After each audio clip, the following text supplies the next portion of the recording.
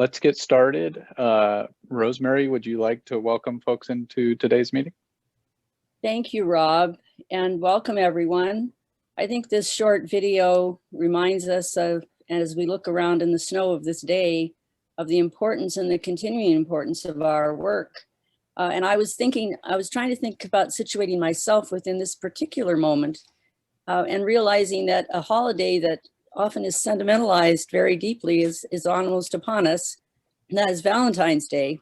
And one of the things that our small organization does each year is to send out an annual letter on this day to remind everyone about how much the heart that is a muscle makes it possible for us to do the work we do.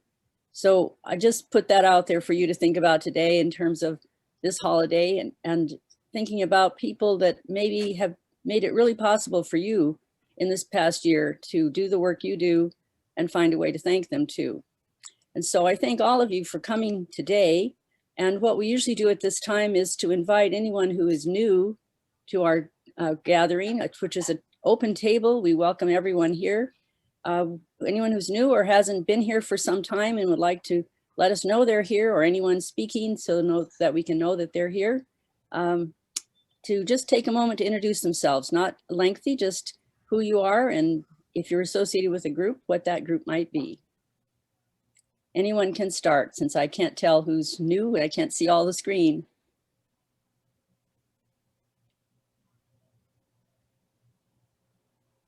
My name is Rosalind Wallace Brown, and I'm at the Tacoma Rescue Mission, the Adams Street campus, family campus.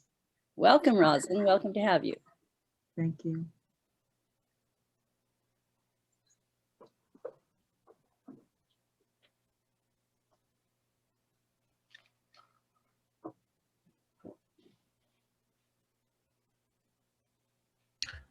Hi, my name is Todd Holloway. I'm not new, but I'm back, and I work for the Center for Independent Living in Lakewood, Washington, and we represent and work on behalf of advocacy for all people with disabilities. And I can't say enough about all the wonderful work you guys do. Well, thank you, Todd, and thanks for your work, and welcome to our conversation.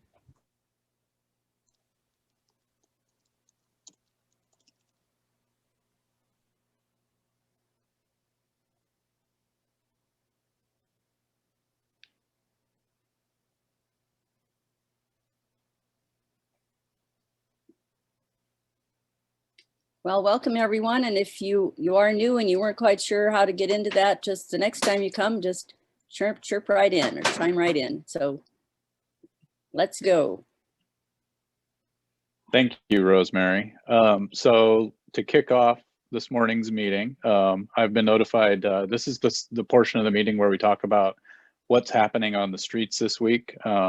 Encourage people who are direct providers to offer an update on what they are seeing and what's different this week than the last, other than the obvious that it's much colder and snowy out there, and that can definitely be part of the update. Normally this section would be introduced by Nathan Blackmer. He's busy, so we're just going to open it up and see if folks have things to share about what they're seeing on the streets this week. I'll jump in there real quick. Great. It has been interesting, let me put it that way. We were able to open up for 10 more beds at East Side. So now if you put the net together, it would be 65 beds, okay? But the 10 are for inclement weather. So depending on the weather, either we'll have to move people out of the inclement weather section Sunday or Monday, depending on the weather. We opened it, I think I opened it sometime yesterday, and I only have 2 beds left. So on East Side, basically, I'm at capacity. The hot team has been fantastic, if you will. They brought, I think, 4 or 5 people in yesterday. And that was at East Side. North Point, we're still, we have 10 people there.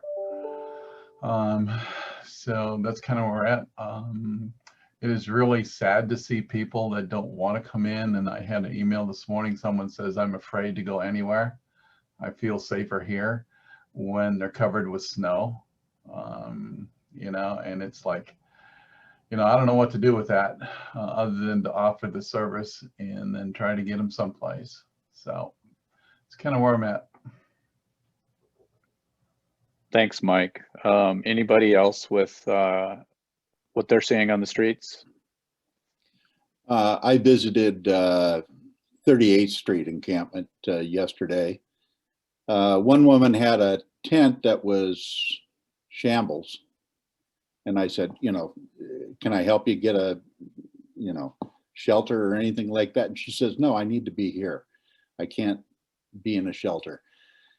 And broken tent and all, she stayed and is not leaving. So if somebody has a spare tent that they could throw by the 38th encampment, that would be good. Pretty much everybody at that encampment is hunkering down. They all have chosen to not go to shelter, to stay where they are. Thanks, Jeffrey. I have something Anyone kind of, else? yeah, kind of Go ahead. connected. So Catholic Community Services decided to open its new Puyallup hotel-based shelter early. So that is now operational and accessed. Yeah, no, that's, and they, I mean, there's still pieces that have to come in. Like, I don't think they have case management on site yet, but they have the beds available. And access to that is through the Puyallup Police Department and a couple other access paths. So I'll shoot something in chat when I get the exact stuff down. So we can't refer people to that shelter, but there are mechanisms within Puyallup. So know that that's an option if you're engaging with people in the city of Puyallup. So it's very tied to the geography of where somebody's experiencing homelessness. Yeah, Garrett. On that point, they already had 17 people into rooms. So they don't have many left. So, Yeah, they have 20 there, right? Yep. Just an FYI. So a follow-up question to that, do we direct people that we know are homeless in Puyallup to the police? All I have is what was in the newspaper article. I haven't really had a chance to talk to Fatima. So if somebody else knows a little clearer, but I think it's through their outreach teams. Or you could hook into Melissa Moss. She might know if any of you have contact with her with the city of Puyallup. Or you can go on the city webpage too, and Kirsten Hoffman is the EOC manager for the city. And she's the one that was involved with doing the contract.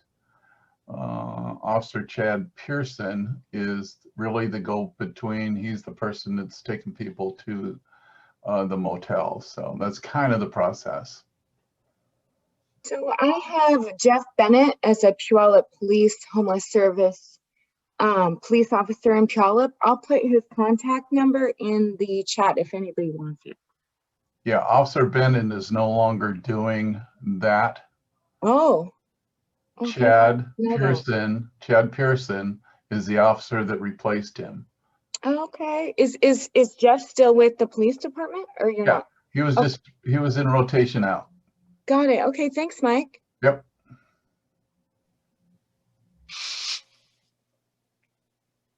This is why we have these conversations. Garrett, this is Todd. I'm curious if we've learned anything more about the 100% match that FEMA public assistance will help with getting folks out of, keeping them out of congregate settings and getting them into hotels. From everything I know about trying to navigate public assistance with FEMA, if you know what you're doing, it's cumbersome. If you don't know what you're doing, it's a nightmare. So I'm wondering if that is something that everyone is taken into consideration. That's pass-through money, so it usually falls to the local communities to do all the legwork to get that done. Do you want me to take that? So the issue, Todd, and everybody, is that the local government has to make the request. Neither the City of Tacoma nor Pierce County at this time is willing to request FEMA Public Assistance Part B, it's called, for hotel rooms for non-congregate shelter. They are both using that source of money for congregate shelter, but not willing to request for non-congregate. That being said, we have not let up. And also, because FEMA has now announced that they will reimburse at 100% back to the beginning of the pandemic. I think they're actually going back to January. So the county will receive that 25% that it's already funded. And I've asked Heather Moss, I've told her we want that 25% going into the homelessness response. It was not her money, though. It came from somewhere else in the county, but she thought it was a good idea to go looking for the money. And we'll make the same request, maybe I have, of the city. And I don't know what they used for the match, but if anybody else wants to wade into FEMA, shoot me an email and I'll send you the stuff. Thanks, Maureen. This So go ahead, Rob. real quick, last call for anything from the on the streets section of today's meeting.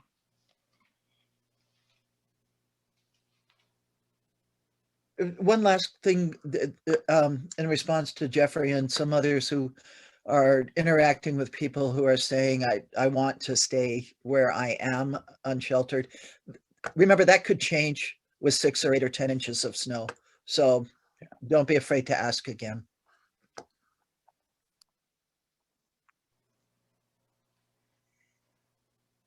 Thank you, everybody. So let's move on to our first item on the agenda for today's meeting. I would like to welcome Penny Belcher from United Way of Pierce County. She and her staff are going to provide an overview so that we better understand the 211 system. So Penny. Thanks, Rob. Yeah, thank you everyone for having us. I'm Penny Belcher, Director at 211. From United Way, also in the meeting, we have Denise Cervantes, who oversees operations management at the 211 Center, and then also Sarah Teague, who is our data manager for the program. So the idea, I think, for today really was to go a little more in depth about the service at 211 that oftentimes people don't hear about. People know the number and are familiar a little bit with information and referral that we do over the phone. But we wanted to share more of a little bit of how we provide our services, in particular what the caller experience may be like. So hopefully we'll have time for questions on any topic at the end, but I want to go ahead and first turn it over to Stina McLemore. She is our Housing Solutions Navigator, and she'll be able to walk you through a little bit what that looks like on a 211 call. Hello, everyone.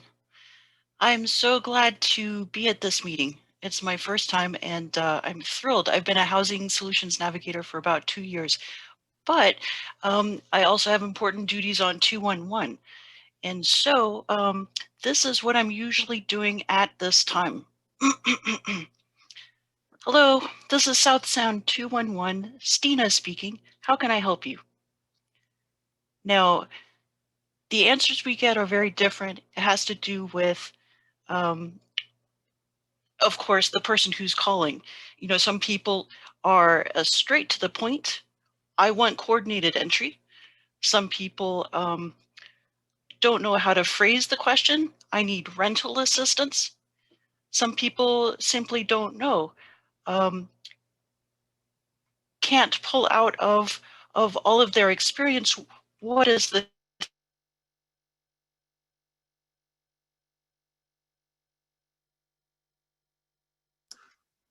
She hit the wrong button.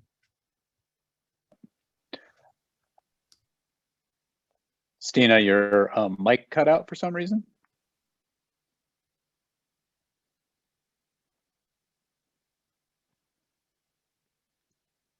It somehow seems fitting that technology issues would hit.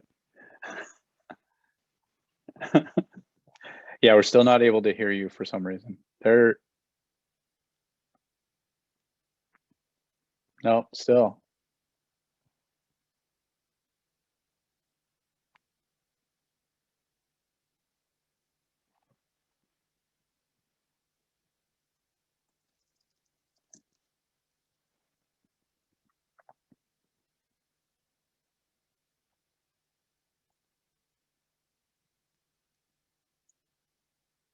All right. So it looks like your mic is not working at all unless mine is just not working.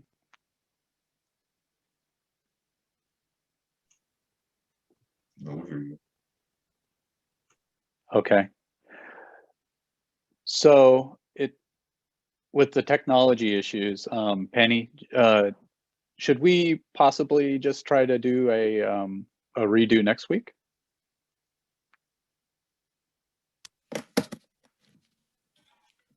Now I'm hearing you, I think, Stina.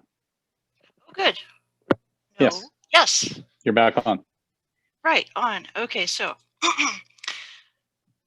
I was saying, let's see. So people are referred to 211 for various different sources. For example, we get calls from people who are referred from medical providers, from DSHS, from who else? Well, a whole bunch of different sources. And we also give resources like legal aid and food banks, income tax, transportation. If people need help finding a job, applying for Social Security, how to do that, where to go, what are the requirements, or other state benefits. People also call us about COVID vaccinations, things having to do with health and housing.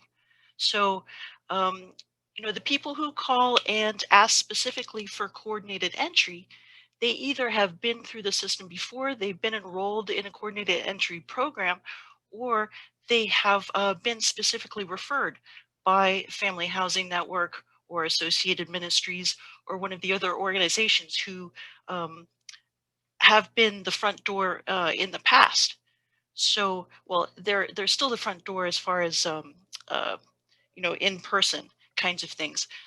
But now 211 is doing the screening for coordinated entry.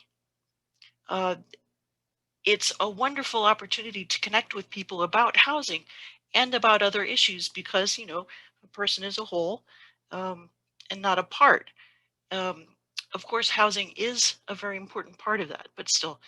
So when someone calls 211, if they don't know what's up, we explain what 211 is. We have information about community resources. And when people are specific, or if we find out that they are experiencing housing, like that their housing situation is unstable, that they might lose housing, they have to be out by the end of the month, or they were just evicted, or had to leave the family home for some kind of family crisis. In those instances, we're talking about the whole. There might be legal aid that's important as far as the eviction is concerned, or we might talk about the eviction moratorium, what their rights are in the first place. We refer to landlord-tenant hotlines, all of that good stuff. At the same time, planning ahead, if they're determined to live somewhere else, we're giving them information about low-income housing resources, and we have specific information about like the websites, some of the housing that's referred to, whether it's for seniors or it's for people with with disabilities or families, and also different income levels, because just being low income is not is not specific enough when you're searching for low-income housing. So all of this information we try to give depending on the time of the person who calls us, how much time that they have on their phone, because that is a big issue, is getting disconnected. But we do call people back, and they do call us back. If they give us a voicemail, we do return the call before we leave for the day. So let's see here. Now, someone who identifies as homeless, we do the screening for coordinated entry. Now, it's a very strict definition. It's a yes or a no. And so if it's a yes, then we schedule them for a housing for an appointment with a housing specialist. And this housing specialist can be at 211 through myself, or Associated Ministries, or Tacoma Ministerial Alliance, or Family Housing Network. We schedule for all of these people, and we give contact information for the agency itself. We don't have information about the individual workers at each location. So that is the long and short of it. Let me see if I forgot anything. So when a caller is trying to get coordinated entry through 211, whether or not that's what they specifically ask for, the important thing to realize is that that's not the end goal to get them enrolled in a coordinated entry program, because the main goal is to help somebody out and help them get to the permanent housing solution, to stability.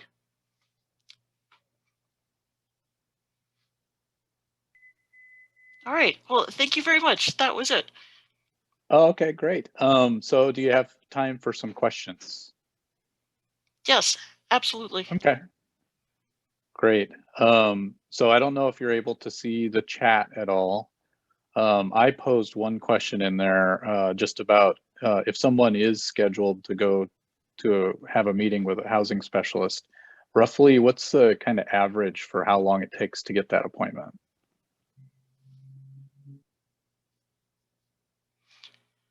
All right, I'll answer. Let's see, that would be within 5 days, usually 5 business days. In Okay. fact, it's pretty, it's often the next day. Fantastic. Teresa has her hand up. Hi, thank you for coming. And I wonder if you could talk a little bit about the changes to the online resources. I want to frame it this way. You have always been a great organization for checking back in to make sure the data is current, and I really admire that. However, I've really stopped using the site for the last couple of years. It keeps saying it's sort of under construction. And it used to be very, very easy to use. I'd get this drop-down menu. The information I wanted was there in a snap. I could scan all of the different organizations that did the thing I was looking for when I was trying to help people. And now it's much more cumbersome. So I wonder what's going on there. Is there a reason for the change? And is there any possibility that you could also provide the list sort of system you used to have, which was much more useful, I think, to people who are trying to help other people? Hi, Teresa. It's Sarah. So the main website, it is under construction. The goal is to make it that user-friendly type of service, and we're just hitting, I don't want to say roadblocks, but yeah, we keep running into technical issues with it. We do have a backup website on, it's the 211 temporary database. You can access it through United Way of Pierce County's website. It does give you the option of searching, by zip code or city or county. You can search by program name on that temporary site. And then you can also just kind of type in what you're looking for. And then there's also a way to bring down that drop-down menu that we used to have.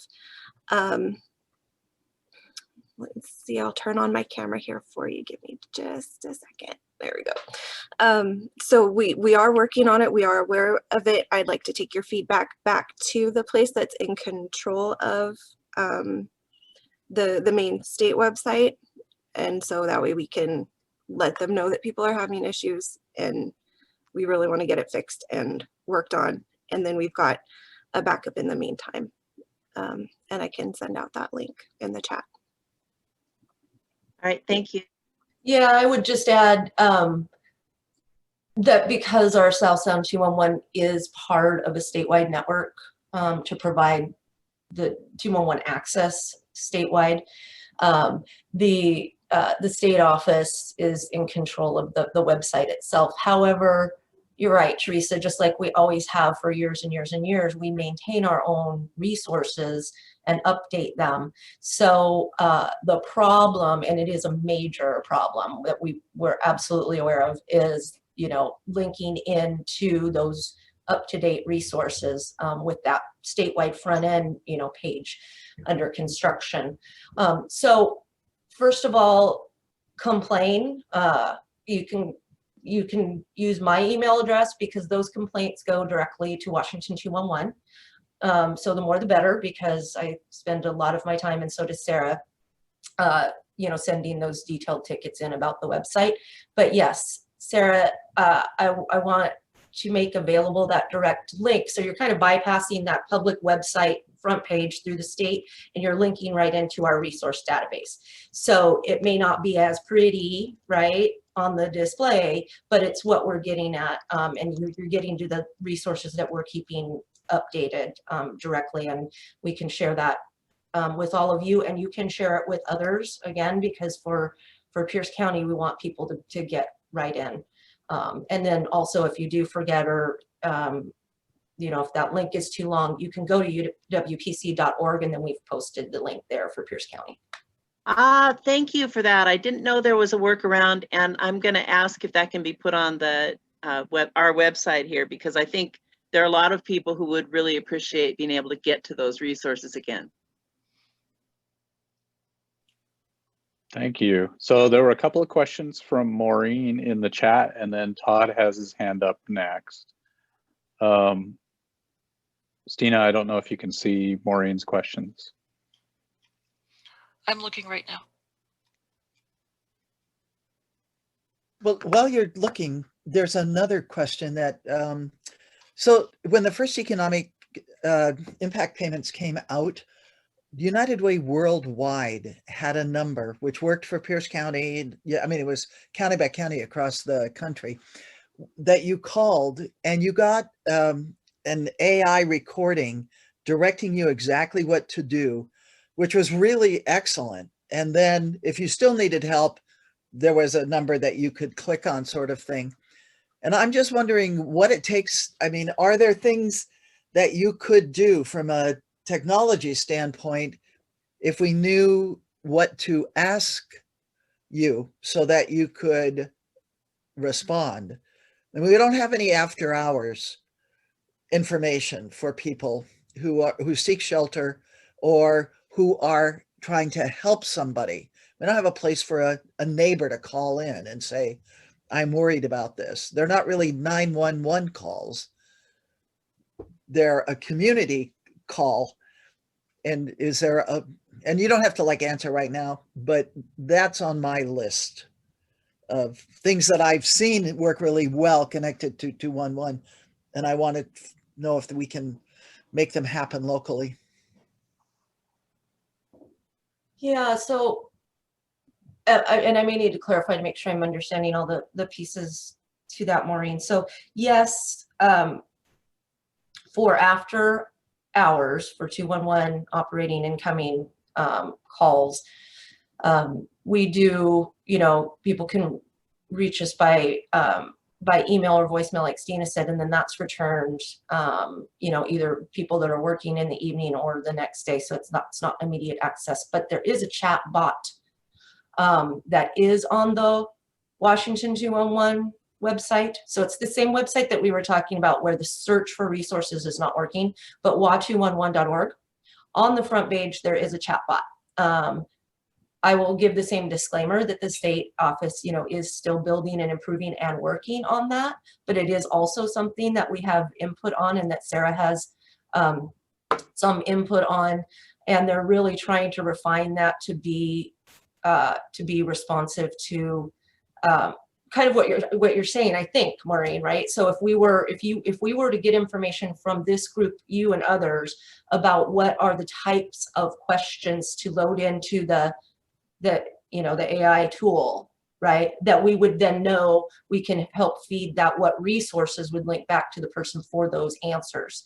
And so absolutely, and again, happy to keep you up to date on the work with Washington 211 and involve you if you're interested. I can be your contact for that as well. So it is a work in progress on that, the 211 chatbot. Super, thank you. Todd? All right, sorry, Maureen, as far as your question about low-income housing information goes, no, we cannot say whether there's an availability or not. We simply don't have the staff to call every single place every single day before the day begins. So I apologize for that. I wish that we had a better, that they were informing 211 about availabilities. No apology needed. It's a problem across the system. And that's just one of the things we've got to put on the list that we saw. We've got 20 housing navigators calling the same people every day, probably. So I have to believe there's a solution. So thanks. Oh, thank you. Todd, do you want to ask your question? Thanks, Rob.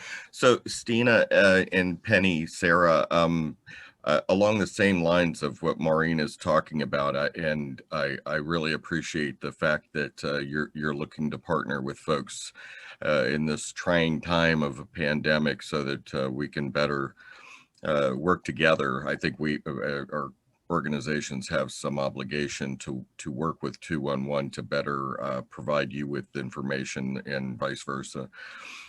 So my question would be is if I'm homeless and I have access to a cell phone and dial 211 and I need information about getting vaccinated, where would you route me so that I could find out if I'm in the right phase, where I would go to get the vaccine, any of that information? So for right now, calls about the vaccine, we are trying to assist folks at 211 as much as possible on the immediate call.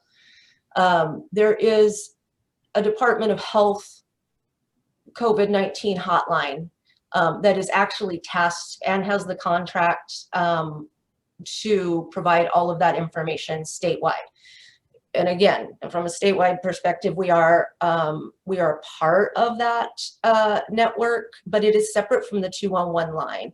So we do have the option of referring people to the Department of Health hotline, because those call takers are trained in depth and have been working on that hotline, everything COVID-19 since early March. So we know that there's more information and more expertise there. However, with the rollout of the vaccinations, we realized that the call volumes went up. And there are a lot of people who need more assistance than what can be provided online.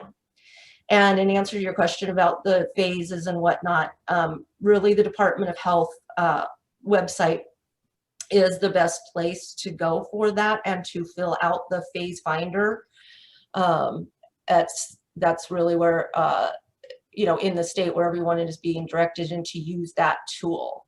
And so because there are so many folks that are hitting that hotline, we're moving into a stage now where Again, whether we're contracted to do so or not, or regardless of who is, full transparency, our specialists are just beginning to help people fill out the phase finder or walk them through it. You know, there's a bit of a challenge whether there are some vaccination sites that require a printout of documentation of eligibility, and over the phone service wouldn't be able to provide that. So then we're going to refer on to others who can provide more assistance. That's not to say that we don't also, you know, Sarah is always directly linking in and providing information here at our 211 from the Tacoma Pierce County Health Department, as well as, you know, of course, what's those updates that you can get in real time alerts from the Pierce County website. So we're tapped into all the local, and yet we're still trying to stay on top of what is happening from the Department of Health, and that kind of required pathway as the vaccines roll out. But again, I, you know, as you all have experienced, it's, you know, it has been bumpy rollout and not smooth. And so we are just on the fly trying to pivot and assist where we can, and then, you know, work out the details later. We can also monitor that Department of Health hotline and see wait times and whatnot. So again, our goal is the caller experience and not to send them on to the statewide hotline number if we know that it's something we can provide to them locally without the wait. I had a question about, I've been working with Help Me Grow in Pierce County, and I know that they're using, your service is something really helpful in trying to prevent child abuse, and that's something that they're really looking at in certain zip codes. And I know that if your service could be 24-hour, what would that look like to help make it a 24-hour service? Because you are providing something that is necessary, that can actually prevent child abuse from happening, which I know sounds strange, but 11:30 at night when you have a crisis because you're going to be homeless tomorrow, being able to reach someone and have them reassure you that we will be here tomorrow to help you, it can sometimes save a kid's life. Right, Sarah. And that's a big question, and I don't have an easy answer, right? So we have had, as part of our strategic planning for 211, we've had 24/7 certainly as part of that, and on our list of goals for quite some time. It will take a lot. It will take a lot of resources for us locally to be able to implement 24/7. What we're doing at United Way of Pierce County is, again, a focus on that planning piece for this year, 2021. Our leadership and myself are working on that planning. And, you know, it, again, not necessarily to flip the switch where all of a sudden we have all of the resources and capabilities and the quality of service to be 24/7. It would be a phased approach. I think Denise put in the chat that, yeah, the 9 to 4 hours. The idea would be expand hours first, utilize technology like Maureen mentioned, as well as possibly text messaging rather than a full call center operation 24/7. So there's lots of strategies and lots of different models, and even rolling over to another center for coverage and things like that that we're looking at.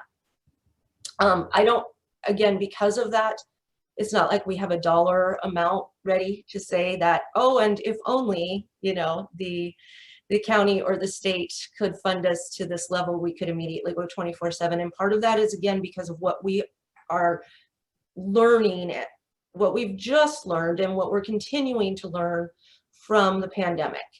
So, you know, having activated, you know, in March and dealing with a 65% increase in call volumes across the board at 211, as well as trying to support Department of Health and, you know, direct response to COVID-19, you know, what we're finding is that we need to be more thoughtful about how we implement these other ideas in being able to be responsive after hours. And again, our staff at 211 doesn't just work 9 to 4, clock in, clock out, and we're done. So when the incoming calls are not coming in, we are still working with clients. And so there's some of that can be done. You know, I knew, because Garrett and I, you know, have even talked about, you know, the 24/7 and how close we are. And I just want to be, again, honest and transparent with everyone here that we're not close right now, and it's not going to happen in 2021, but that planning is being done. We also, again, in partnership, if this group wants to help support that, I think it would be more feedback and information and especially data. You know, we have phone data, so we can track the number of calls, you know, that come in when the 211 line is closed. And it's also something to consider in how you're providing service on those off hours. But there's obviously data beyond that we're not getting about what is the need, right? And what type of service is needed, and what type of resource connections can be made. And important points like you made, Sarah, about sometimes it's not necessarily having the resource open, it's about having the human there. All of that input, I think, can be helpful over the next year as we're doing internal planning at United Way of Pierce County. And then also, again, you know, our focus on quality of service and not being, even though we are in response to an emergency right now, not being reactionary to try to somehow think that processing more contacts and more calls is more important than the quality of the service that our caller experiences, and kind of the description of what Stina went through on what our navigators are trying to do on the call. So we want to take all that into account, and it's a lot. My hope would be that our first goal would be to expand from 9 to 4, you know, and move to 8 to 5, 7 to 6, and, you know, and beyond, and then also try to implement some of those other strategies that we would love. We would love to have more input, and especially data around that on what would be important. Thank you, Penny. So if there's one last question before we move on to the next item.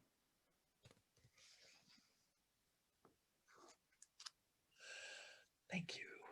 Yeah, I agree with Maureen. Thank you, Penny and team, for filling us in, and do let us know. I appreciate you letting us know how we can support you and advocate for those expansions. It's much appreciated. Thanks, everyone. All right, so next on our agenda, I'd like to invite Tegan Tidball from the City of Tacoma to queue up some conversation that will lead to a short breakout group discussion. Tegan? Hi, y'all. Thanks for having me back. It's good to see all your lovely faces on a snowy Friday. Hope y'all got dusted. So as I'm going to continue on from our last conversation of really looking at the outreach and communication for the homeless strategy. And so I have done a lot of reflecting. I reached out to a lot of you. I know a few of you are still on my list, so you will be hearing from me soon. You gave me a lot of information that I also needed to review and look at. And like, I think when I was talking to Rob, he said it's like a fire hose of information. So when I was still going through all of that, I still have a lot to do. I want to be really intentional, and I don't want to ask you questions that you've already answered in other forums, even though we also know that due to COVID and just the way things are, there's a lot of changes for people experiencing homelessness.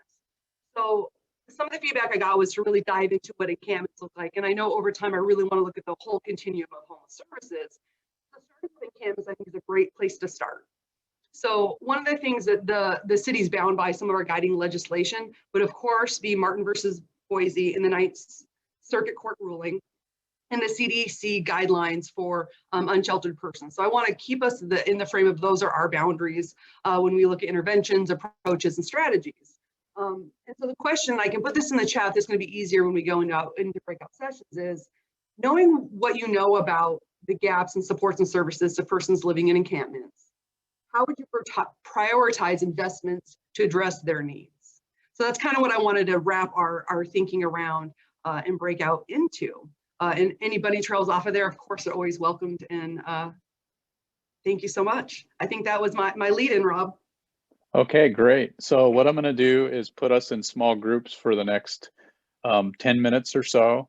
Tegan, if you could put that question in the chat, I will broadcast it a couple of times throughout the 10 minutes we spend in the breakout rooms. Just like we've done before, my request would be that at least one person in the breakout room take some notes.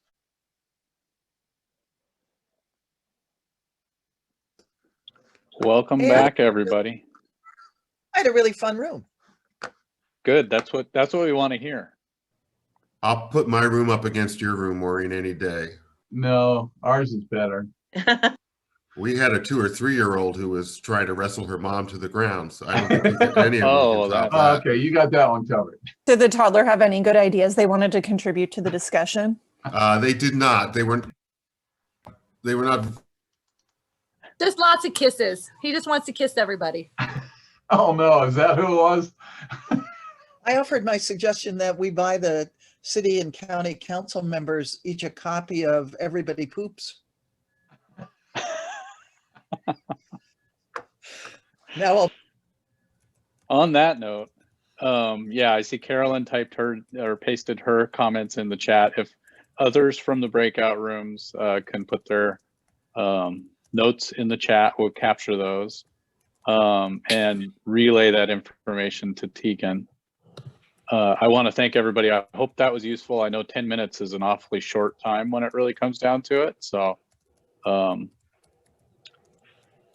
appreciate everybody for their attention to that. And looking at our agenda, we're only 15 minutes off the agenda. So it's a good Friday. Speaking of that, Todd Holloway from the Center for Independence, would you like to talk about our next item about vaccine site accessibility? Hey, thanks, Rob. And I'll be quick to keep us on track because really this is an area where if people have the opportunity to attend the free training coming up on this coming Tuesday at noon, it's a great opportunity to get a refresher if you've ever looked at accessibility and wanted to know more about compliance when it comes to the Americans with Disabilities Act or the Rehab Act of the 70s. The people that we have that are going to be speaking on that from the partnership are really experts in this area, and they can dispel a lot of myths about what to know about accommodations, but also how to find them, and a lot of important information that eases a lot of the anxiety that people sometimes feel whenever we're talking about something like the Americans with Disabilities Act and 504 compliance and those types of things. But what's really, I think, the key is whether or not you can attend that training. We'll have recordings of it. This is just a kickoff for the months of February and March. We're going to do a lot more work in this space, so we'll be getting back in contact with you. I think that it's incredibly important to, excuse me, make sure that the coalition has all the tools that you need to make sure that we're getting folks not only to the vaccine, but understanding where they may fit in the phase finder and all the other complex issues that everybody is having trouble with now. So you can imagine what it's like for folks with disabilities or who have limited access to broadband and everything else that is a barrier. So again, the flyer is in the chat at the head of that. My email is under it. If anybody's interested, it's there. Feel free to reach out to me. And if you can't make the training on Wednesday, I apologize if I said Tuesday. It's going to be there's a follow-up training on the following Tuesday on the checklist that'll be used at the vaccine sites, and some other documents that'll be helpful. We're working directly with the Department of Health. So I'll leave it at that, and I'll share as much information through Rob and Garrett as I can so that the tools are made readily available to you. Todd, if you have a chance, could you repaste the information about the training? I know not everybody's probably been on the chat or in the chat since the very beginning of the meeting. So that'd be great. Happy to. Awesome. So any quick questions for Todd before we move on to the next agenda item? All right, let's move on to Garrett. Thank you, Rob. I am bringing a request from Ryan Mello on the County Council, who's bringing it for Michael Mira with the Tacoma Housing Authority. And that request is to support a request by the Tacoma Housing Authority and the Arlington Drive project, which is a youth crisis resource center. So that's 13 to 17-year-olds from across the region, not just Pierce County, that are homeless and more. They're more complicated than that. And for their 58-bed permanent supportive housing project for young adults. And the cost is incredibly high, and the amount that's currently to operate it, the crisis resource centers have mandated staffing levels that are pretty significant. So they need 2 people on 24/7, as well as case managers and project directors, and 3 people on except when people are sleeping. And currently the budget has about $500,000 a year, and they need around $2 million a year. And so this is a request they are making with a number of the Washington delegation, or the Pierce County delegation to the state. And so it's really state funding they're going for. So not competing with other funding for our programs, but really just a state request. And it looks reasonable to me. I asked for details on the money because it seemed like a crazy amount of money, like more money than we typically have. But it's perhaps the level of funding we ought to have. And so I'm recommending we support it. I've put, at the beginning of the meeting, I put a link in to the letter that we'll be signing on to as the coalition. And I've also included a way for your organization to sign on to that letter as well, if that's something you would like to do. So I'd love any comments about that, and then we'll take a vote as to whether or not we want to support this. This is something that it's a little bit outside of things we've agreed on supporting before, and so we wanted to make sure that this was something that the coalition wanted to support.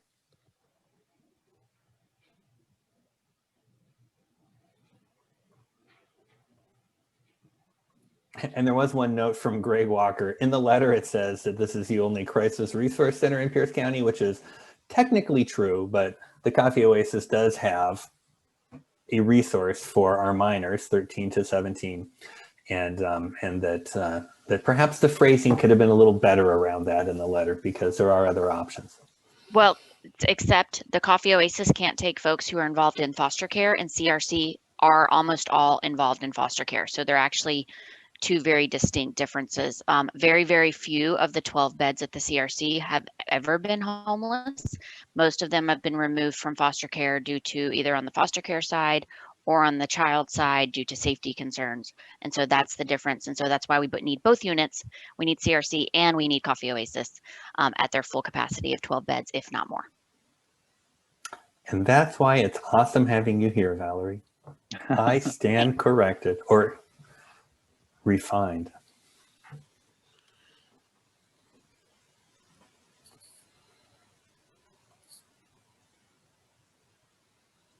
All right, seeing no other questions or hand raised or strange looking expressions, if you could just give a little thumbs up to support this and put the thumbs down if you're against it, and we'll just see the consensus. Thank you, everybody. And I expect that there'll be significant support from other groups. Again, if you can get your organization to sign on. And they said you can even have your logo in the sign-on, which is exciting. I can't wait for our logo to show up on the letter. So thanks, everybody. So Garrett, that's a great segue into the next topic, which is about formalizing the coalition. So we've talked about formalizing the coalition for some time, and the last time was last fall, and we had discussed becoming a formal 501c3 and taking on a number of responsibilities. And one of the outcomes of our most recent summit and some other discussions led some of us to expand what we would like that to be, expand what the coalition takes on in the community, and to do that as soon as possible. And so this is like, I think our coalition needs to answer a call. And so I'm going to tell you what this expanded call is. And we're going to hopefully have time to discuss it in the week or so following, and time at the next meeting. So this is an introduction to it. I want all of your feedback. We don't have a huge time for it now, but you know how to get a hold of me by phone, you know how to get a hold of me by email. We'll discuss this at our steering committee meeting next Wednesday, and we'll also discuss it prior to voting on it next Friday. And I'm accelerating it because I think it's important. So here's my deep breath. I think it's time for the Coalition to End Homelessness to fill the leadership void in Pierce County around homelessness. There is not a plan by Pierce County or by the City of Tacoma or by any other group to end homelessness in Pierce County. And that's not to throw criticism anywhere, it's just to state a fact. Like, we do not have a comprehensive plan. We don't know how many people we need to serve. We don't know the amount of resources we need to bring in. And you don't get what you don't ask for. And so I believe that we have to take on that role. And I believe we have to have the full support of the Pierce County Council and of the Tacoma City Council. And so I have a letter basically that outlines the importance of this activity and how we would go about it. And so we would become a formal organization, and we have a lot of things we are going to do in parallel, right? Do at the same time. And one of those is to become a 501c3, but this work needs to start now. And thankfully, Associated Ministries is more than willing to continue to be our fiscal sponsor. And we will take them up on that as we sort of mature as a group, as we try to get funding. So what we're basically saying we're going to do is we are going to convene a group of people experiencing homelessness, of county staff, of city staff, of our own internal expertise, of whoever wants to be a part of the process, because that's the meat and bones of our coalition, to put that plan together, right? And we'll be looking at using the Built for Zero model, right? Which is something the county already does in a way with the work it does around youth homelessness and the work it does around veteran homelessness. So this is not foreign territory, but you count everybody, you put them on a list, right? And then you bring the resources in to end homelessness. And what we do with those two groups, or are working towards doing, however you want to phrase that, we need to do for the entire community. And that's a long-term project. And I was talking to Teresa last night, and my optimism gave way a little bit to Teresa's reality of, well, you know, we are fighting an unjust, you know, economic world that we live in and that drives homelessness. And that's true. But still, we can lay out what we need and then work to get all of our funding to work towards that end, right? So we're asking the councils to buy into this work, right? To agree to have staff available to do this work, to approve the plan when it comes before them, to align and centralize their funding to pursuing the plan, and to align their policies together in support of this plan, and to align their advocacy efforts in support of this plan. And advocacy, we're looking to get local funding, federal funding, state, like all of that work. None of it's easy, but it's going to be possible, or at least most successful when we're all on the same sheet of music. So that's part one, which seems big enough.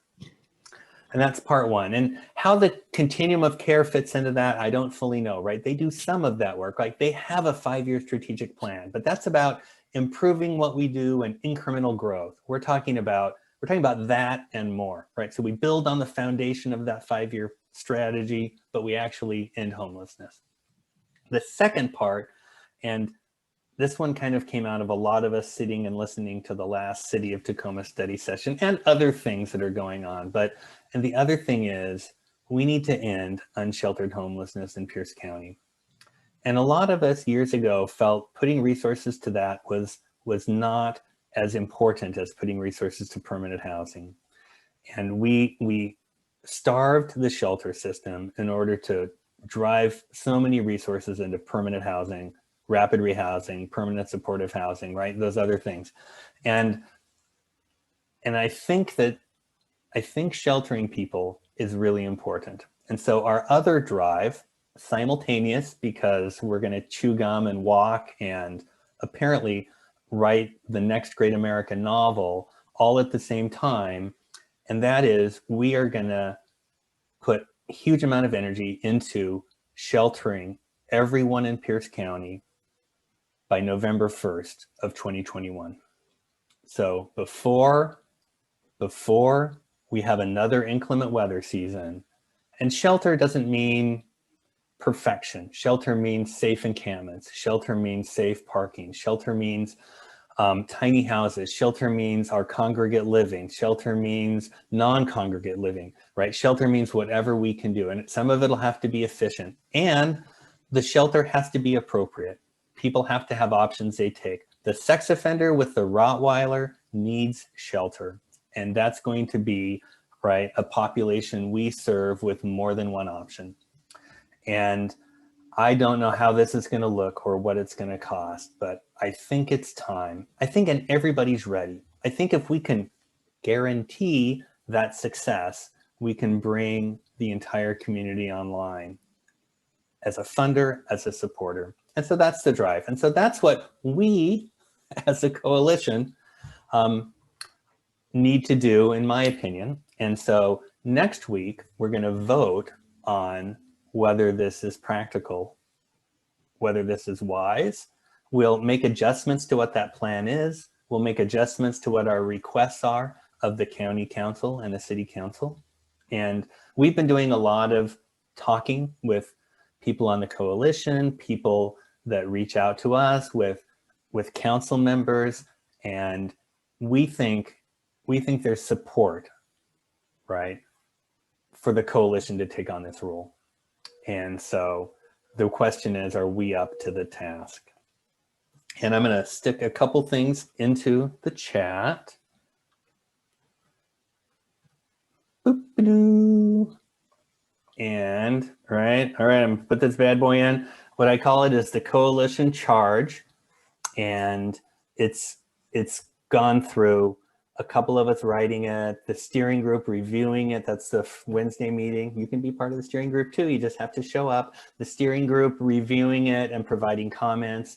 And now I'm ready for you all to review it and provide comments. I'll kind of give us a chance, who is at the meeting today, to give me some comments, and then I'll send it out to the whole coalition email this weekend. But it's, I don't know, it's a big deal. And I think it's us or nobody, right, drives this work. And this isn't, again, to wrap up, like would I change the way the county spends its money right now? Probably not, right? I mean, they are best practices. They are supporting their programs, right? Would I stop the city from standing up additional shelter like it's been doing? No, like that's been really good work, right? This isn't a criticism of what we're doing or how we're doing it as agencies being good fiscal stewards of money. This is about thinking bigger and coordinating things in a really formal way that may be informally coordinated or not so coordinated. All right, that's my spiel. What do you got for me?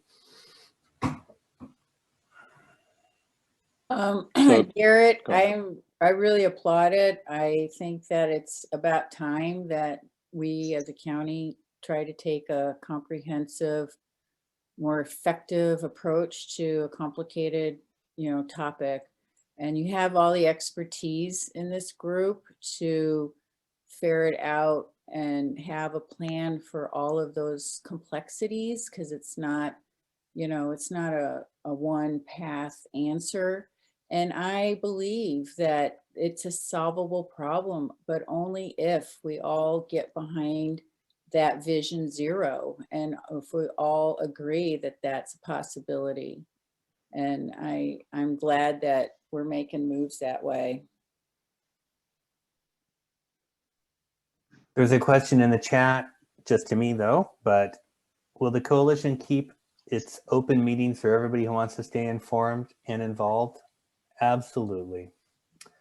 And as we get ourselves formalized a bit, I mean, that's our anchor. It's a grassroots movement, and we need to constantly reflect that. I think because we will make crappy policy if we don't have people experiencing homelessness and people directly serving people that are homeless, right, informing our decisions.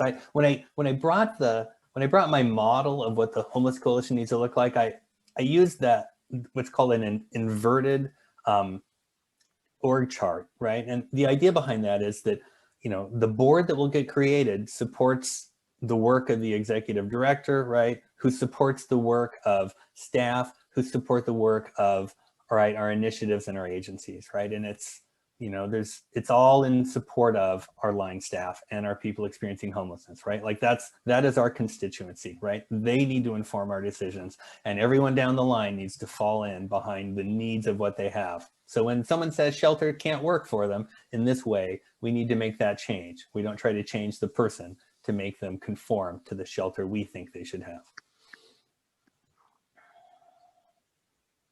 Janet. Basically, the 501c3 is an issue of governance, and it's not a scary thing. It's a living body, and you know, you do your articles of incorporation on state level. You apply for the 501c3.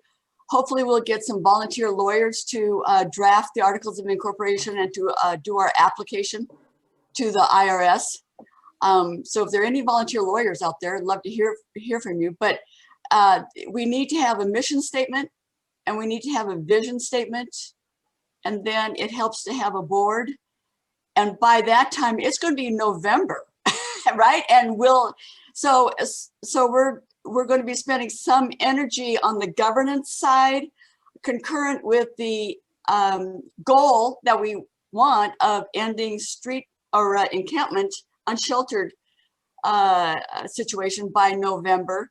I do think that this coalition has the energy to do both. So, but I would like to hear those who have the skills to volunteer to step up now, as far as doing the mission statement, the vision statement, the legal aspect, both statewide and IRS. And then remember, just because we're a 501c3, we still don't have to have our own bank account. We can still ask for other agencies to be the fiscal agent. I've done that. I mean, so we don't even have to do our own treasury work if we can find a partner to be the fiscal agent, if that's what we choose to do. I'll shut up. Thank you, Janet. Can't we just have our mission statement, the name of our organization? Kidding. Tina. Thanks. Good morning. Tina McLeod, Landlord Liaison Program at Associated Ministries. I look forward to reading the proposal. I definitely am interested in giving feedback. This voice is going to sound a little different than what the couple I've just heard. I'm actually going to push back against becoming a 501c3. And to be honest, the Audre Lorde quote that comes to mind, and I'm going to misquote them, but the master's tools can't dismantle the master's house. And I don't think our community needs another 501c3. There are ways, if we're really looking at doing it from a grassroots community standpoint, that we can do that. Continue partnership with Associated Ministries for fiscal things, for staffing folk that can staff the coalition, but that it still remains a very much grassroots and not fall into, if you will, if you look at it from a racial equity lens, the whiteness of a 501c3 process that a couple people have just spoke about. So I'll put my thoughts in writing to those that are coordinating it, but I think we needed to hear that lens, especially when I look and see so many people on these calls that look like me,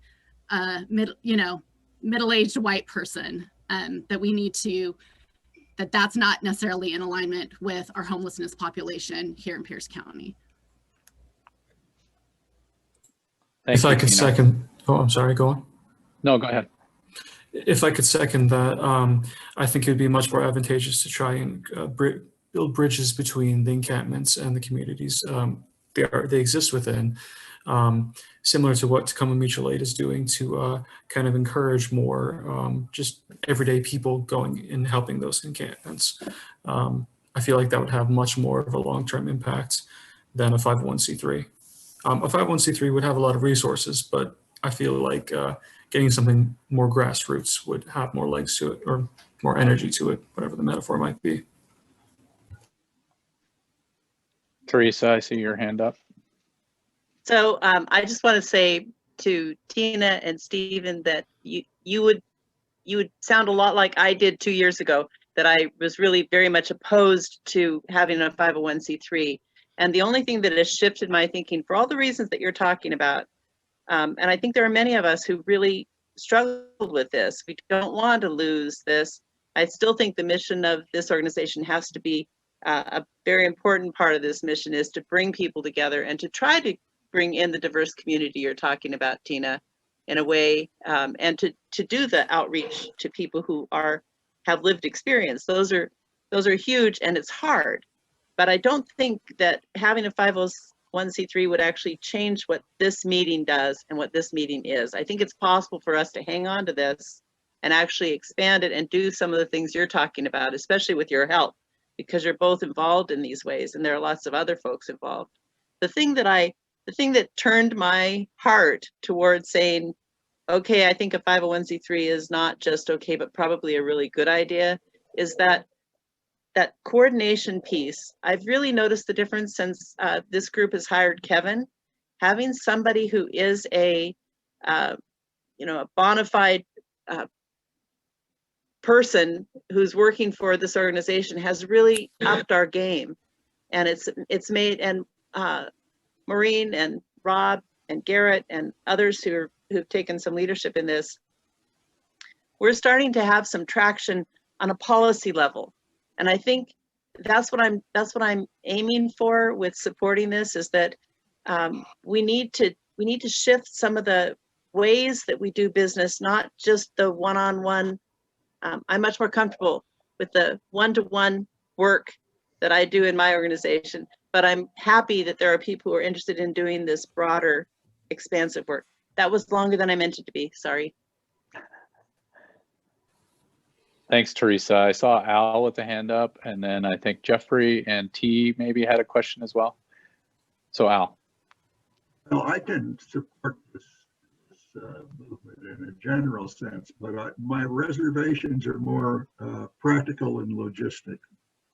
Number one, we're talking about a plan that brings together all of these resources toward trying to accomplish the goal. And I just think about how complex that planning process is going to be and how it will be supported. I presume that one of the strategies will be that we'll have to apply for a grant somewhere to pay for the costs and time involved in developing the plan. So that's one logistic issue. But to me, the other one is very important that we always talk about but never seem to accomplish is we need to start by recruiting representatives of the homeless and underserved communities into this process from the beginning, not build it on us, but go out there and get some people to participate in this planning process. So I think those are very complicated and very challenging and very worthwhile things to do. But I think we have to be really realistic about how hard the work will be, and that costly the work will be, and political the world will be.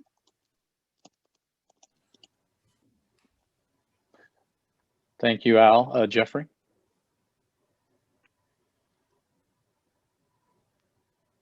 Well, a formal organization does provide a common voice in setting policy.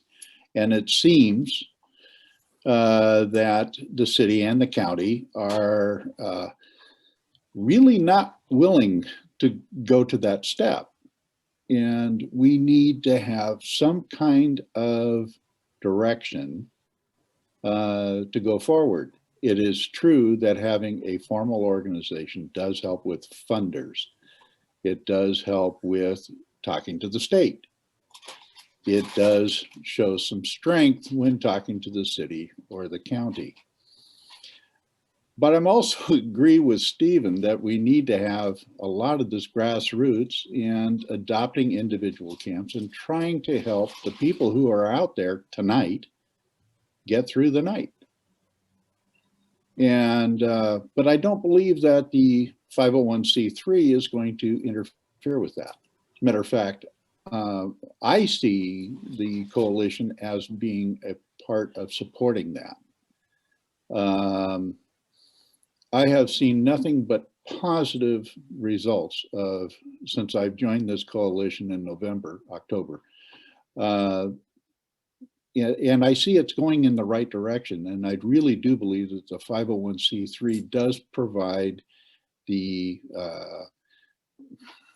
supporting organization that is needed, because we're not seeing that in the city and we're not seeing that in the county.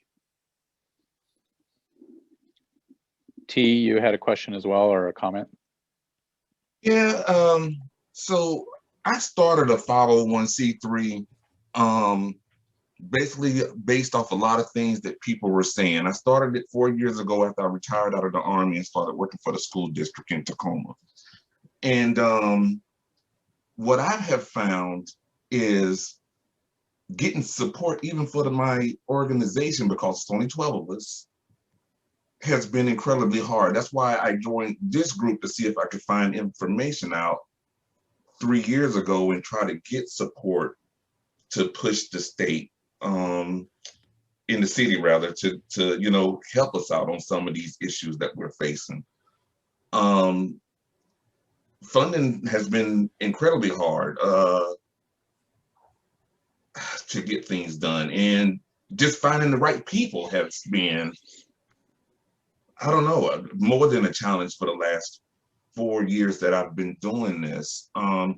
So for me, I think it would be good to have, I don't even know if it's a 501c3 thing, but just those resources for somebody to actually, I hate to say it this way, but in Pierce County, to take us serious, that we really need to help the people that's out there.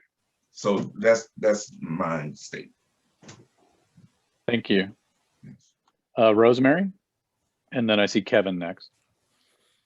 This is just a really quick thing to think about, whether we need to be a nonprofit tax exempt organization or we just need to be a nonprofit formal organization.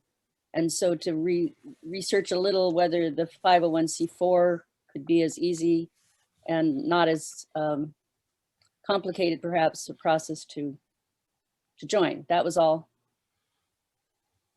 Thank you, Rosemary. Kevin?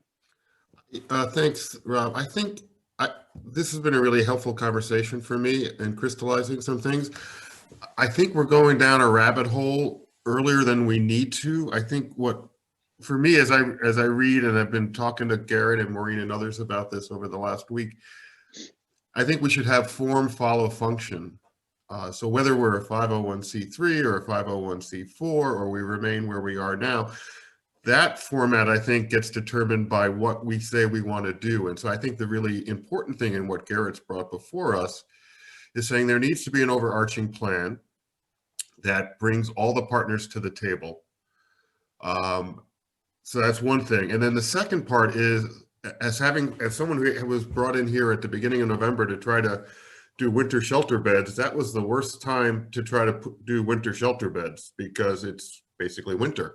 That commitment that we would put forth, that challenge we would put forth to ourselves, that by November of 2021, there would be nobody in unsanctioned encampments outside. So it doesn't mean that we've put everybody inside, that we found a home for everybody, but that folks are in stable, secure places across the gamut of hotels, congregate, safe encampment, safe parking, one family per church, all those different options so that people have a place to be, which I then think engenders community support for the efforts because they see a difference in the community. You're not driving down Yakima and seeing an encampment. People aren't having to step out of their businesses or their homes. And it's also much safer at the beginning thing for the folks who are experiencing homelessness. If we make that commitment and work on that, I think the form for what the organization looks like, whether paid staff, not paid staff, 501c3, grassroots organization, I think that'll get determined down the road. But if we can commit to the work, then we'll figure out how we do it. Anyway, that was longer than I thought too, so I'll stop talking. So Garrett, in terms of queuing this up, this is a really good conversation to get us started. Anything else that we want to cover before we move on in the rest of our meeting? I think I'm good. Again, I want to take all of that stuff in. So Tina, yeah, especially those of you that see flaws, Tina and Stephen, just yeah, get a hold of me and let's kind of talk that through and see how we can shape the plan to kind of mitigate those. Even though I said I wasn't going to use the word mitigating anymore. Sorry. These things happen. We can have a mitigating jar. So every time you say it, you put some money in it, Garrett. We're not going to mitigate people. That's what we're not going to mitigate. Right? We're going to mitigate stuff, but not people.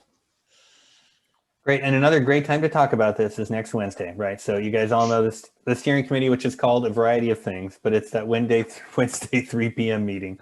It might be the winter shelter group. It might be the Safe Summit planning group. It might be the steering committee, but it's all the same thing, 3 o'clock, the link's on the website. And again, feed information or talk to other people too, right? You got concerns and you want to hammer it out with Rob or with me or with Maureen or with Colin or Teresa or kind of any of us that talk a lot. Thanks, everybody.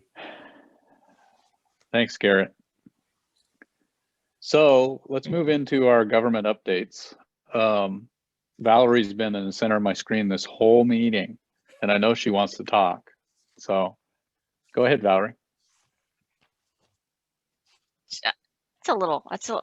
Now I have a complex about being in the center of a screen the whole time. Thanks everybody for having me. So super busy over here at the county as always. Rental assistance, we got word yesterday from the federal government. I don't even know anymore. So the state governor has released additional funds for rental assistance effective immediately to go through June 30th. Pierce County was awarded just over $4.8 million.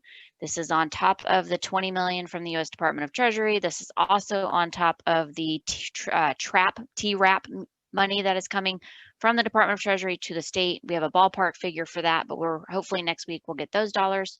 So our current plan for that $4.8 million, we have 2 providers that it's going to. Everyone who applied in 2020 that was not served is being contacted. And so they will all get to go through that FAST portal to where they've already applied, their information's already in the system, and they'll go straight to those 2 providers. So our goal is to be up and running next week, which if you know the county, that's huge, right? Like found out yesterday, contracts are already working through the process, and we will get those programs up and running by next week. So the providers are on board and ready to start rolling. The next thing I'll update on is the rental assistance for the Department of Treasury money. We are actually going to open to landlords first, potentially as early as next week also. And so I have started collecting emails and addresses for all the landlords I can find that we served last year, the Landlord Liaison Project, both housing authorities, any provider I could think of to reach out to that has any kind of programs with landlords. So if any of you have landlords, if you can send me their name, email, address, or address, either one, we are going to do USPS and do snail mail to let them know the portal, the requirements, and let them pre-register. That's going to speed up the process for when their tenants go on. And so that's huge and super exciting. And so that portal will open for the landlords as early as next week. I will keep you posted and you will all see a list go out through the list serve. Maureen, we are still waiting for new Department of Treasury guidance. Yes, but that's the 2020 million. So there's so many buckets. No, people need to know that that's really important because other jurisdictions across the country are not waiting. They're using the old guidance and it's not helpful to tenants. Yes. So congratulations to Pierce County for waiting for the guidance. Thank you. Yeah, we worked very closely with the state. I, for the love of me, could not figure out how to do a Treasury ask a question. I don't know where they're getting their FAQs from because I have searched that website and called every phone number on the website. So if any of you know how to do an FAQ to the Treasury, I need to know. But what I did instead was cheated and sent it to the state and asked them to ask. So hopefully we'll get some answers. But the state has put out some guidance. They're slowly issuing it to us, and we will share with you what they have determined. And so we're waiting for the Treasury to determine if it's accurate. But the state is currently saying friends and family will be eligible. They are also saying hotel motels will be eligible. And that's not how Pierce County is interpreting the guidance from the Treasury directly. So we're waiting to see what those two look like. So I have like a plan A policy and procedure and a plan B policy and procedure. And then whichever one we go with is what we will issue out. So that will be huge depending on how that rolls. So we are working very, very hard to get all of that out the door and up and running. So just to recap, we have 4.8 million that has to be spent by June. We are told there is additional dollars coming July 1 from the state budget for the 2-year biennium, which will be rental assistance. So we are all set and ready to go for that implementation of that program. We have just over 20 million from the U.S. Department of Treasury, and we have a ballpark figure of anywhere between 20 and 35 million for our state allocation of the Department of Treasury. So 60 million or so to spend by December 31st. Do you see why I have to start coloring my hair? So that is the rental assistance update. Do you have any questions on rental assistance? I see Rob. Yeah, so I'm just curious if there is a calculation out there or what the actual need is though in Pierce County. So actual need, not actual need. There is a formula of like X number, 64% of rental assistance or rental housing units are outside City of Tacoma, but there's 53% of all renters are in Pierce County or in, like I have that chart. But the determining factor is that impacted by COVID and how we can determine that to be eligible, not eligible. Also keeping in mind everyone with the TRAP and the Treasury dollars, they can apply for just utility assistance. So if they are caught up on their rent because they moved hell and high water to get their rent paid, utility assistance is eligible on its own. And that's water, sewer, garbage, electricity, gas, and fuel oil. So just sharing that as well, that folks will be able to come through and apply for just utility assistance, which is huge. We estimate to serve about 10,000 households. We did a calculation of 6,400, which is approximately 8 months of average. We weren't able to factor in utility assistance because we just don't know what that looks like. We will work very closely with both of the energy assistance providers, MDC and Pierce County, because if they're under 30% AMI and they only need electric or gas, we'll be able to refer folks to that. And then we will be able to cover the gap with our other fund source so that they ensure they get their spend down as well as we serve everybody as fast as possible. Yes, Anna, there's even more money in the Biden relief plan. So I got to get all these dollars out the door. So January 2022, not only can we do a point in time count, but we can start with even fresh dollars. So, and we will be working very, very closely with Tacoma Pro Bono because they're amazing, and making sure everyone knows of the resources going back and forth, so that if there is anybody who's in mediation, they can access rental assistance to help solidify that mediation process. So all of those things are in the works. Yes. Okay, great. So next, the project for the ESG CV funds that closes on the 19th. So apply. 5.7 million needs to get out the door for that. We are just, waiting to see what happens. Hygiene, sanitation, emergency shelter expansion, hotel and motel, isolation, quarantine, all eligible, and outreach, all eligible. So encouraging you all to apply for that. I get a lot of questions, and unfortunately, I'm not as engrossed in it because I'm spending so much time trying to translate 45 documents into 5 different languages right now, which is not my strong suit, but working hard. And so that's where a lot of my focus has been. So I don't know a lot about that NOFA, but Anne Marie Edmonds would be a primary point of contact for that. So I'm happy to answer questions.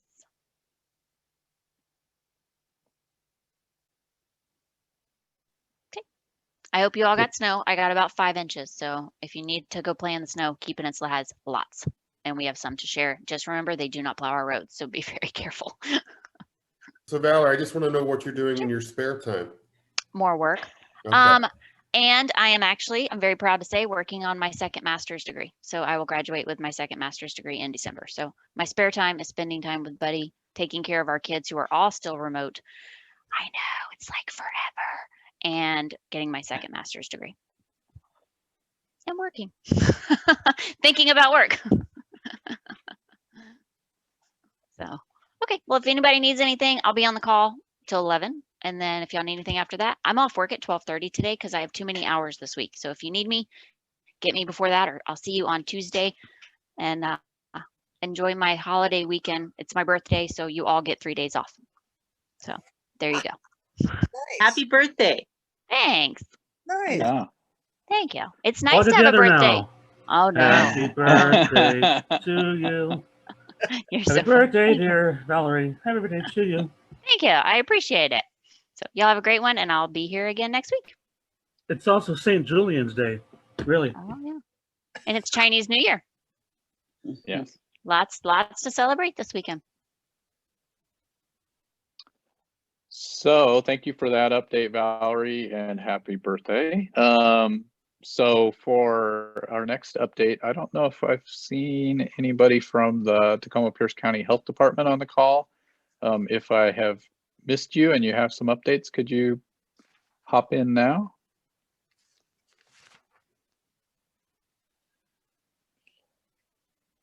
Okay. And same call out for folks from the Pierce County Emergency Management Office. I don't know that anyone's on the call, but if you do have anything, please pop in now.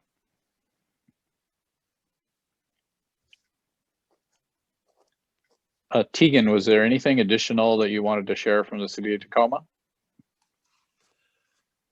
You caught me with food in my mouth. Lovely. I don't think we had anything else to update. I know that obviously a lot of you listened to the council session, as I'm still got a little bit of food in my mouth. Bear with me. This is not appropriate or professional. Trying to get it in before my kid gets home.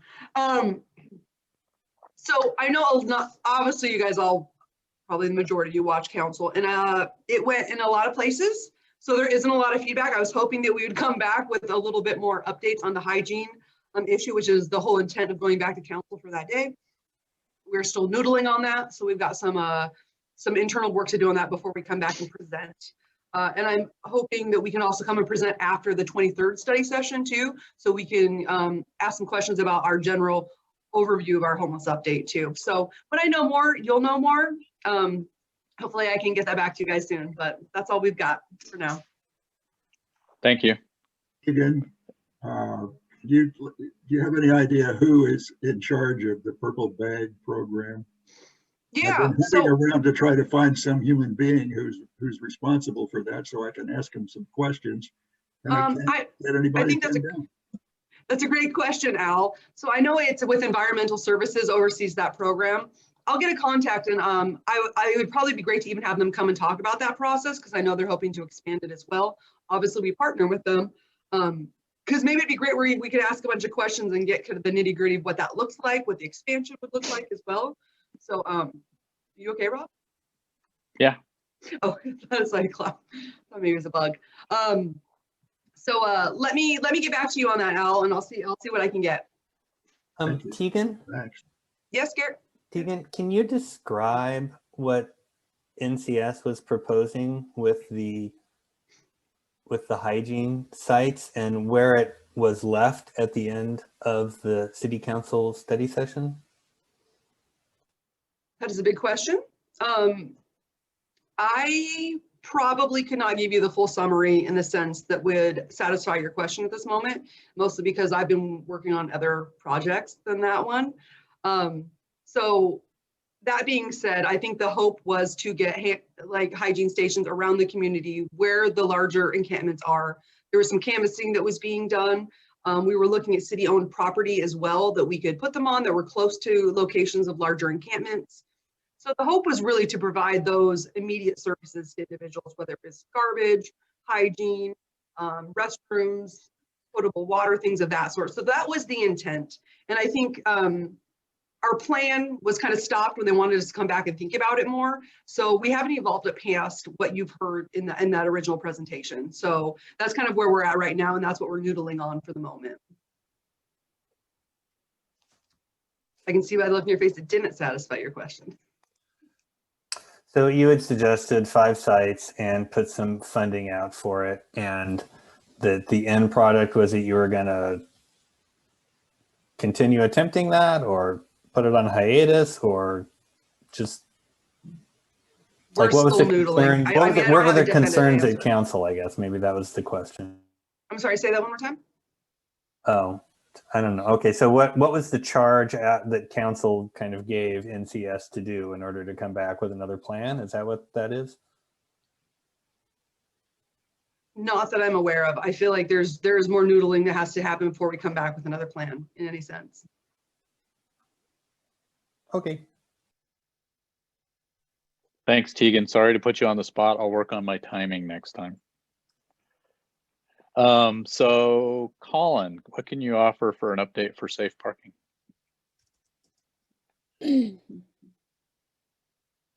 I have no food in my mouth. Well, I can just, not a whole heck of a lot. I mean, there's always new stuff going on, but nothing crazy. Our South Hill Baptist East Pierce site is full. We have been just really, people have been rolling through there. We got a lot of people that are staying a couple days and then moving along. A lot of partnership with Paula Anderson and her mobile unit, which has been really great. A lot of partnership. I think Greater Lakes Path Outreach has been out there 2 times this week. Working with a pretty serious DV situation with a pregnant female. So we don't have an outcome on that one yet, but a lot of really good stuff. Some really good connections actually with the Pierce County Sheriff's Department also this week. They're spread so thin, so they've been really challenging to kind of get on board. But we have a direct contact now with Officer Papin, who is great. So that's a big step because they knew about the program, but now they're getting it out, and I might go present to all of the Sheriff's Department on the parking network, because I think we've talked about before, oftentimes, especially in the county, in the sticks, those are it's oftentimes the sheriffs that are coming across individuals in cars or families. So we got that going on. South Hill is full. East Side has, I think they had 3 carfuls last night. We're not getting any families right now. Families are they're not really showing up. We've had a couple referrals, but for the most part, it's been individuals and couples, and that's fine. We're serving individuals and couples. So we got a couple openings at the East Side site still. So if you have any referrals, most definitely get them my way. After this meeting, Jeffrey and I are going to have a meeting with Father Kendall from St. Matthews. Very interested in doing some stuff at his site. I believe that's up in Northeast Tacoma. Going to do like a presentation next week to TCC, trying to finalize a plan on what that would look like. Presentation to their president. So that'll be good. There is a lot of interest from them still. And I've been working with Sarah Rumbaugh and also talking to Jeffrey, and we're definitely trying to come up with a plan to try to wrap 3 to 4 churches around that TCC site just to support TCC and make sure that we have something in place moving forward. Salvation Army from Puyallup, not from Tacoma. They got the green light, they're ready to go, which is really interesting how it's a different conversation than the Salvation Army in Tacoma, I think. So their Major Kina is awesome. So she really wants to serve seniors, which unfortunately is a thing.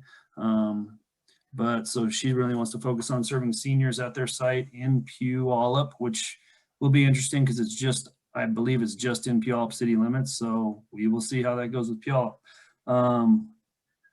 Outside of that, I know there's a lot of others. that are always doing work and always talking to churches. So if anyone else has any other information, feel free to share. Nothing from any of the churches like Spanaway is I haven't really heard anything. The Lakewood churches, I haven't heard anything.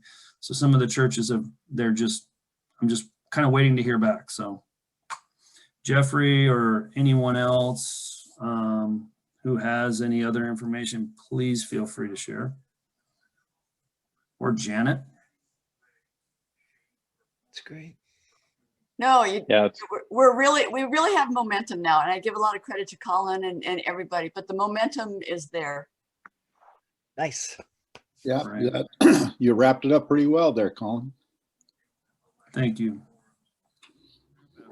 You know, as I said, I think when we had this female with the kind of the issues, and just to see the community and members of the coalition kind of rally around it, I think that's what this program is all about.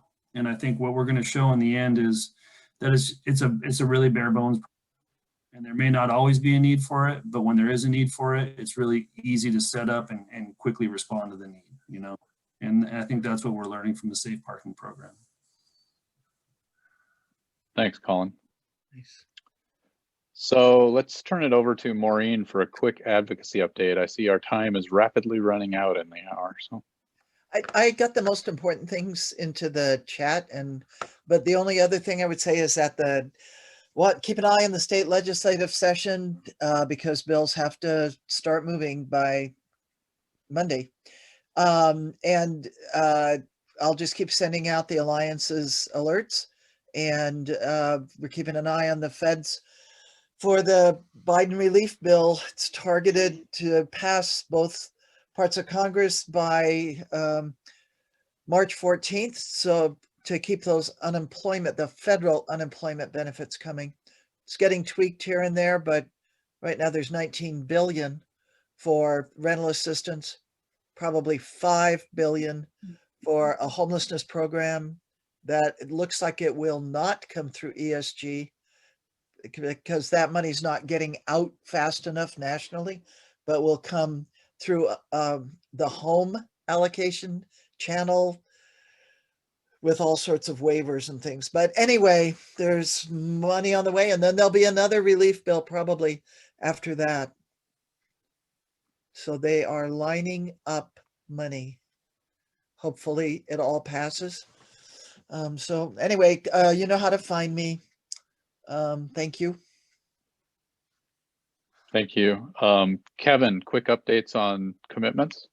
Yeah, so I've been working on tracking commitments. We're having a meeting today with someone from Tacoma Family Medicine to look at how they might be part of the medical outreach program. Have been working with Tacoma Ministerial Alliance and Associated Ministries on trying to develop a way for churches to welcome individuals or individual families into spaces that they have as a way of providing shelter, also offering safe parking as an option in that. Working on some administrative details on how we might find a way, platforms to gather support for letters that we are putting out, or a way to ask, and also to develop a kind of a format for when we get asked to support something, how we can get approval for that. It's one of the joys of being a loose-knit coalition is it's hard to figure out who can speak and when we can say yes and when we can say no. And I had one other thing, and it's gone. I would say also I spent a lot of time this week on legislative meetings with the Housing and Homeless Advocacy Day program. I was one of the coordinators for the 27th and 28th, and got good feedback on a lot of our the Housing Trust Fund and on just protections or just cause for evictions, and so that was helpful. I'm not sure how it went in the other districts across the county. I haven't heard back yet, but at least in the 27th and 28th, there was some good feedback, and hopefully we will continue to work through the legislative process. As Maureen said, as things switch over from the House, from the respective chambers, they have to get out of their chamber of origin soon and go over to the other side. So we'll have more sense of what's in play. Rob, if I can add one more thing following Kevin's, that when we met with Senator Jeannie Darnielle, whatever day that was this week. Anyway, so I'm grateful to those of you who responded when I went out about a month ago and said, if somebody, you know, Bridge Housing was willing to buy a hotel if there were a provider, and 4 of you organizationally came back and said, yes, we would be a provider. We would operate emergency shelter now, non-congregate emergency shelter. We would move into permanent housing in some form in the future. So I was able to actually give her that kind of very specific information to back up the $70 million in the capital budget for rapid shelter acquisition. So anyway, so thanks. Thank you, Maureen.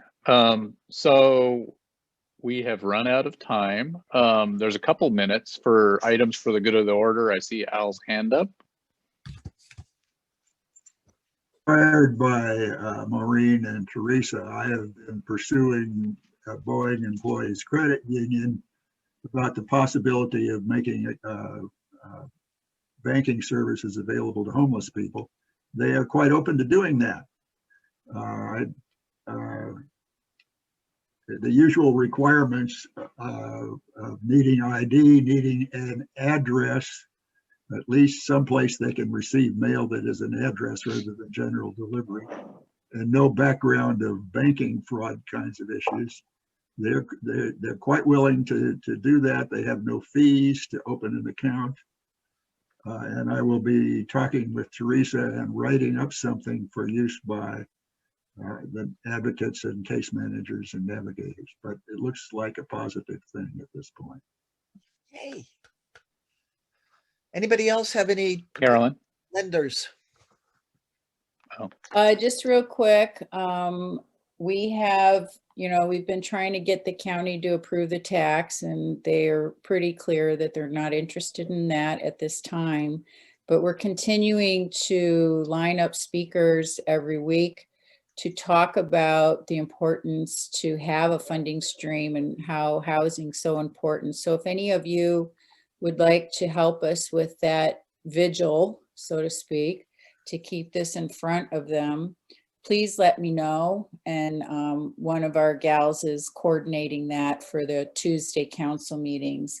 The other piece, where there's a 3-pronged approach we're taking. We're going to also try to change the narrative, so to speak, especially in the outlying communities, by holding a viewing of a film of Melinda Del Rayburn, who lived in a homeless encampment for a week and documented it, and use that as a platform to invite our council members to have a dialogue with citizens in their district. So, you know, like Colin, I noticed that you have a lot of contacts of churches on the east side. So there might be a point where I would ask, you know, if somebody could, if all of you can get that forum information, invite out to especially communities outside of Tacoma.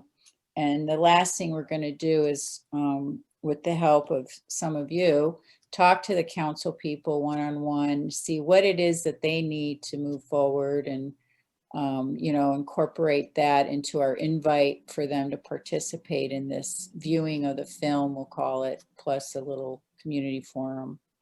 That's going to be March 31st. If anybody wants to help work on that, let me know. I'll put my email in the chat. But we meet on Mondays for 1 hour at 9 o'clock. Thank you, Carolyn.